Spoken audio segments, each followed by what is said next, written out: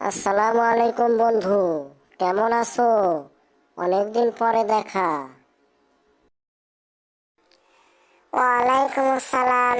আলহামদুলিল্লাহ বন্ধু, আমি ভালো আছি। তুমি কেমন আছো? আলহামদুলিল্লাহ বন্ধু, আমিও ভালো আছি।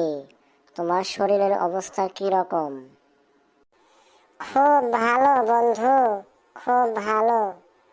আল্লাহ তাআলা ভালো রাখছেন।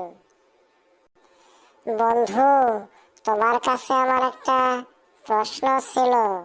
প্রশ্নটা হচ্ছে, তুমি আমাকে সালাম দিলে সালাম মানে কি? বন্ধু, সালাম হচ্ছে আরবি শব্দ। সালাম অর্থ শান্তি। আমি তোমাকে সালাম দিয়েছি, তার মানে আল্লাহ তাআলা তোমার উপর শান্তি বর্ষিত করুক। তুমি আমার সালামের উত্তর দিয়েছো, তার মানে তুমিও আমার জন্য দোয়া করেছো। এক মুসলমানের সাথে আরেক মুসলমানের দেখা হলে প্রথমে কাজ হলো তাকে সালাম দেওয়া এবং সালামের উত্তর দেওয়া।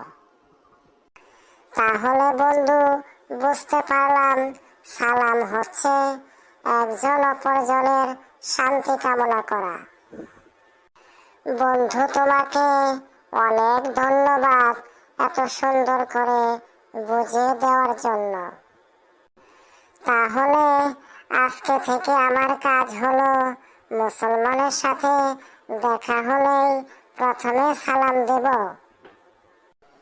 হ্যাঁ বন্ধু, এটাই হচ্ছে মুসলমানের সাথে দেখা হলে প্রথম কাজ। আজকে তাহলে বন্ধু আসি। আল্লাহ হাফেজ। আল্লাহ হাফেজ বন্ধু, ভালো থেকো।